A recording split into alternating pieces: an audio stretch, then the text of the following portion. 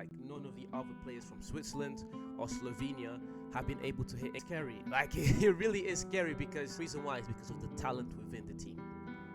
Brazil will always have talented players, but the Brazilian team is, in my opinion at least, is nowhere near as good as this England team.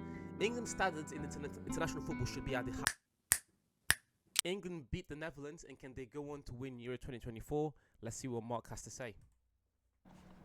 Hello everybody, England versus Netherlands, Euros semi-final. England with the opportunity to get to their second Euros final in consecutive tournaments. I say we've still got to win it, but it's time for change. How would you? I think it's a must win. I think England have the best team. They've got the best players, at least on paper.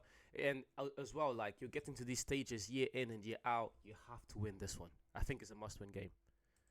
Line up against the Netherlands? Will he stick with the back 5-3, whatever you want to call it? Will he make changes that surely have to be made in 3 key positions, maybe even 4? Or will we see the same Southgate England where we struggle and it's pure vibes that get us through? Because I tell you what, I still sit here believing that we have to win this. Not just vibes. If it was just vibes, it would be something. It's not just vibes. It's just genuinely moments of individual brilliance. I remember people saying England are going to win this thing through individual brilliance, not because of Southgate. But what we've seen so far in the knockout stage is really something that's not happened with any other team, really. We're talking about a bicycle kick, and we're talking about that goal Saka scored out of nowhere, which was England's first shot on target in the second half. If it was just at least vibes sound good. It's not just vibes. It's genuinely these players are saving Southgate game in and game out. This tournament, I said it before, I'm saying it now. With the players we've got, with how easy it's been on our side of the draw, we've got to put ourselves in a one-shot lottery against Spain or France and just see what happens, because And that's another thing. I've said this before, but out of the 5 favorite teams to win the whole thing, so that's Portugal, Spain, England, Germany, and France, those 4 other teams had to meet each other, and they've knocked each other out. So there will only be one of them left. England have not gone through any of those teams in the top 5. They've had the easiest path to the final. The pathway to the final is a piece of cake when you look at the players that we have. But I look at the way we've played in this tournament, not very well. And the only time we've responded is really when we've gone behind. And I think what the players do is they go, forget Southgate's crap tactics. Let's just do what we do. Vibe football. Worked against Slovakia, and it certainly worked against the Swiss. So against the Netherlands, look, I don't really think the Netherlands are a massive improvement on the Swiss. I really don't. And this is where I disagree. I think the Netherlands are a massive improvement on the Swiss. I think you're talking about Gakpo and Javi Simons, a partnership that's been extremely dangerous all tournament long with Simons. You know, I know it's a short tournament, but Simons has the most assists in the tournament together with Yamal, and Gakpo is so far as the top scorer. So England are going to meet for the first time a team that has teeth and can hit them back properly. A team that will actually test them defensively. And England have they've already crumbled under Slovenia. They've already crumbled under Switzerland. The Netherlands will give England trouble. And another thing is that the Netherlands defense. This is going to be, England are struggling to score against defenses that are not that good. They are going to struggle to score against the Netherlands. I think if you're talking about the Swiss being a challenge for England, I think that the Netherlands are an even bigger challenge. Just very quickly on them, they've got some good players. You know, Van Dijk's very experienced. They don't even pick people like Van der Ven and De Ligt. So defensively, I think they're strong. You don't pick very strong defensively, very strong. They don't pick Frimpong. They've got some good players on their bench, but I don't think they've got many goals in them. I really, really don't. The fact that they've got another manager in international football who gets obsessed. At least on paper, they don't have a lot of goals in them. But what's happened so far in the tournament? For example, France have only scored 1 goal from open play so far in this tournament. The other goals have all been open, not from open play, but all of France's other goals have been own goals. They've only scored 1 goal, and that's from Mbappe. Portugal Ronaldo scored 0 goals. Spain are really the only team that are like a true firing squad. Spain and Germany, but Spain already knocked out Germany. I think that if you're talking about the 4 teams that are left, I think the Netherlands, after Spain, have the best goal-scoring opportunities, or the second best scoring ability. By certain players. I don't think Memphis should be starting for them. I don't think he offers a lot. I think they're very, very beatable when you look at the players that we have. However, we've got a manager that is not going to make the changes. Look, I think that's the thing. England would be able to beat this team if they had a manager that would be able to make the changes and have this team playing in the right way. Because of the way England have been playing lately, I don't have any trust in this team anymore. It's like we're going to have to rely on Bellingham and Kane and Saka, and they are great players, but you can only do that so much. And I think England have already run out their luck. And again, I think the Netherlands are their opponents that will beat England. I think my England lineup very, very quickly tomorrow. Would I play with a back four? I'm actually conflicted here as to what I would do, because I think the back five when Saka's the right wing back almost makes it a back four anyway, because Kyle Walker can move across. So whether you perceive it to be a back five, whatever, what I would do is I would go Pickford, Shaw and Saka as those wing back wingers, whatever you want to call them. Walker, Stones, bring Guehi back in. I think so far that's very good. I'll then play Rice and Mainu, of course, and then I would play Palmer and Bellingham behind Tony. That's what I would do. If we are going to play with a centre forward in a sense where you have Palmer a bit more inside, I would still like Foden to play in. I don't want Foden in the team if he has to play as a winger. But if you're telling me that Foden's going to have that benefit of having Shaw playing as a wing back, I'd play Foden. But if we're playing as a 4-3-3 or a 4-2-3-1 and Foden is the winger, I don't want Foden in the team because he's not going to be able to play that role successfully. But if Foden is playing a bit more centrally with Bellingham, I think you've played Foden over Palmer. I think that's how I would line up. And look, if you want to go to a four, you've got Shaw, Walker, you've got Guehi, Stones, you've got Rice, Mainu, Bellingham, push Palmer to the left, Saka on the right, Tony through the middle. So it can be a lot of things. I was so tempted to put Trent Alexander-Arnold in the team as well, to be honest. I really, really was. I think that, I think he should have been in the England team. But I think banging on the door, knocking the door down, Luke Shaw, Cole Palmer, Ivan Toney, all would start if Pep was in charge, if I was in charge, if you were in charge. We've got Southgate in charge. Never in a million years will he drop Harry Kane. I don't think he's going to drop Phil Foden either. So Cole Palmer, Ivan Toney, who've been massive parts of England's success in getting through. Toney was very good in extra time against Slovakia. Very, very important role in the Swiss game as well. And Cole Palmer's done really well since he's come on. But this is not about what you do as a player. This is not about performance. In club football, it is. It's about form. It's about performance. And this is where I think England lose. Because, again, it's about how you play in this tournament. Yes, these moments of luck are really important. But they're really important and crucial against smaller teams. I don't think England are going to have the same luck against the Netherlands defence. And again, I've said this before. Gakpo and Javi Simons, those two players, they're going to be able to hit England like none of the other players from Switzerland or Slovenia have been able to hit England. It's scary. Like, it really is scary because you're going up like England's going to go up against the first true opponent, the first team that can actually beat them. And England have struggled against teams that shouldn't have been able to beat them.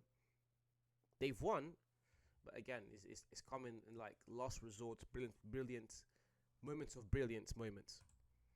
In international football, it's about who you know, and Southgate has created that regime. I think it was the same with Martinez in Portugal. It looks a little bit like it with the Netherlands, and I certainly think it is with France. So I think that we will see a team that is basically for the 3, 4, 5, 6th game in a row in the Euros. I think he'll pick the same 10 players out of 11. Kane will start. Foden will start. He will probably make Shaw left back, and I suppose Guehi would come back in actually. So, yeah, obvious changes. He'll start with 9 and make 2 changes. That's what I think he will do. But as I've said before, I don't really understand it. Like, we've not won a major tournament since 1966. What is that? 34 plus 24 is 58 years. 58 years since England won anything, and we should have won things. I mean, I was listening to what Luke Shaw said yesterday. I'm a big fan of Luke Shaw. But he was basically saying, I don't understand the criticism of Southgate. He gets the best out of us. He's doing a great job. We all love him. I don't think he gets the best out of the players. I feel like, in a sense, the players really like him. Because, again, it's not like we want Southgate to not be successful. We all want Southgate to be successful. We would all like England to win. But if you're asking me, if you're asking any other fan that watches the game, or any other pundit that watches the game, if Southgate gets the best out of the players on the pitch, the answer would be a hard no. Just because we see how these players play for their teams, and we see how they play for England, and it's worse. They play worse for England. And I'm like, but that's what a cult is. And I'm not, cults can be seen as a negative thing, but you're not playing well. You don't play well, and he doesn't get the best out of you. Phil Foden for England is not Phil Foden for Man City. Harry Kane for Bayern Munich is not Harry Kane for England. He's not getting the best out of you. You just like him because he does things that you like. Like, he picks you all. And it's that whole thing about being a nice guy all over again. And again, for the players, again, I think it's important to have a coach that you like and that, you have a good relationship with. However, you can't fool any of us, sure. We see what's going on the pitch. We see it. We watch all the games. I'm at work and I still watch the games. Southgate is not getting the best out of these players. This is not even close. Not Bellingham, not Foden, not Kane. These are some of the best players in Europe.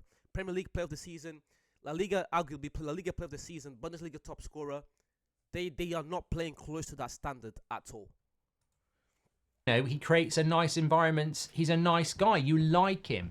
But coaching isn't about being liked. Luke Shaw didn't like Jose Mourinho, but Jose Mourinho's CV compared to Southgate shits all over it. So they like Southgate. You've got a goalkeeper who's kicking the ball long 20 times a game. It's like I'm living in 1988. So there are huge areas of improvement. And I don't care whether the England players like Southgate or not. What I care about is if we win this tournament on Sunday.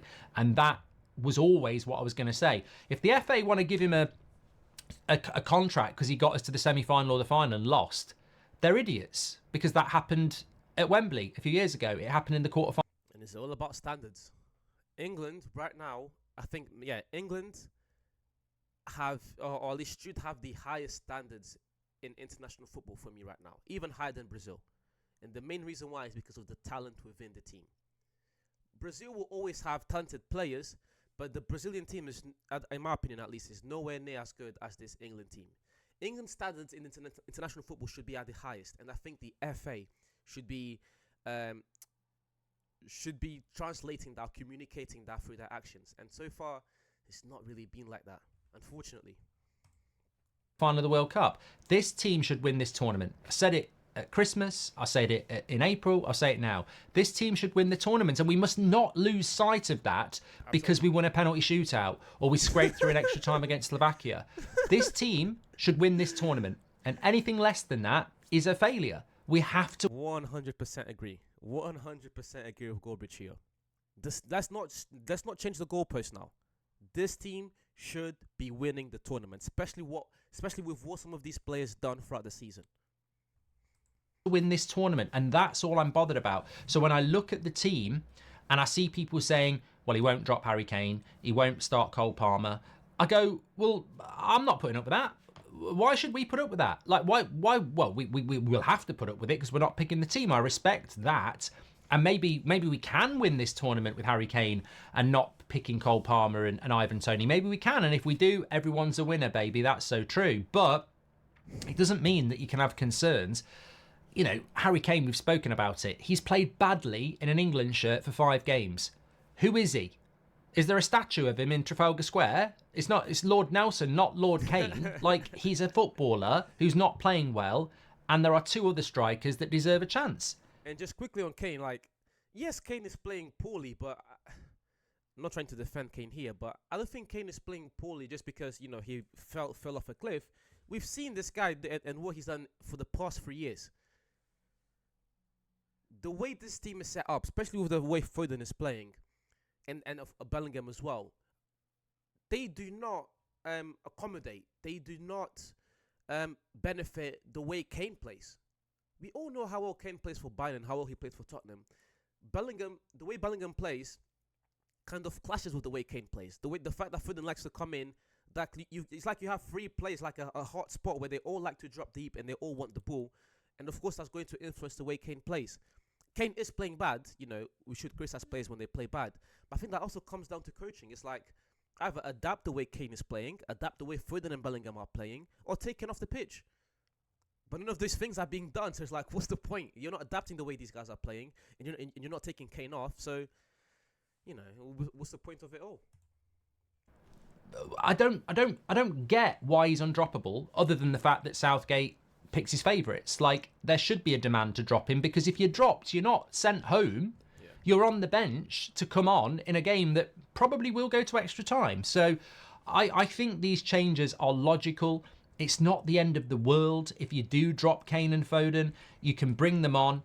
I've got a massive amount of sympathy for Foden because I just don't think we get the best out of him. And I think he's a fantastic player. But Cole Palmer at the moment seems to offer more. And I think Tony would offer more than Kane. So if we go out because he didn't pick those players, then we know why. If we scrape it through, then he's right. If we play really well, then he's right. But the Netherlands are there primed to be beaten, in my opinion, and I would make changes. Luke, that is where I disagree. That is where I disagree. I think the Netherlands are not an easily beatable team. This is a team that's going to give England trouble. They will challenge England in every possible way, and we'll see it tomorrow. and we'll see it tomorrow. I'm telling you, we'll see it. I promise. Shaw will come in. It's funny, isn't it? I suppose I'd put it like this. Why is Trippier getting dropped for Shaw? Because Luke Shaw is one of Southgate's favourites. Why is Kane not being dropped for Tony? Because Harry Kane is one of Southgate's favourites. Why will Foden not get dropped for Palmer? Because Foden is one of his favourites. And what we have here, and we've been talking about this for years, we have an England team that's not based on form or ability. It's based on favouritism. Like Luke Shaw Trippier has been a loyal player for Southgate for years, but he will get dropped because Luke Shaw is his favourite at left back. Kane will not get dropped because he's his favourite, and that's why we know the team tomorrow will have Foden, will have Kane in it, and it won't have Tony and it won't have Palmer because he'll go with his favourites. But it's a dangerous game because if they don't play well, everybody knows they weren't playing well, and it could cost us. I don't think it will against the Netherlands. I think in the final, look, I promise you, if these guys are not playing well against the Netherlands, they will lose. You've got a very good defense, and you've got you've got Gakpo, who's the top scorer in this tournament, and you've got Xavi Simons, who's the way Simons has been playing all year for Leipzig, and the way he's been playing in this tournament has been outstanding. That did not happen with Switzerland. That did not happen with Slovenia. That did not happen in the group stage. If you do not play well against the Netherlands, they will bite you back. On Saturday, when I do this for the final, if I'm doing it, and we're playing Spain or France, I'll be saying, this is ridiculous. It doesn't really... When you run a race and you come second, it doesn't matter. All that matters is first place. Yep. So if he's going to... If we get through against the Netherlands and Kane doesn't play well, and then he picks him in the final and we lose, that's what I'm worried about, because I think we're so much better if Harry Kane's playing well, but he's not. So I would play Ivan Toney or Ollie Watkins because I think they will play better. And that's my point. The risk factor of picking favourites is dangerous when they're not performing and there's players that deserve a chance. Anyway, get your comments in below. Big game. We're live to... Again, thank you very much for Mark. I always watch these videos. I've never done a reaction on Mark, but this was the first time because I always watch his videos and I said, you know what, let me give my thoughts as Mark is giving his thoughts, and then we'll see which parts we agree on and which parts we disagree on. But I'll leave the link to Mark's channel in the description. I'm pretty sure most of you guys already know Mark's channel anyways, but I appreciate everyone for watching it to the end. Thank you very much, guys, and I'll see you soon.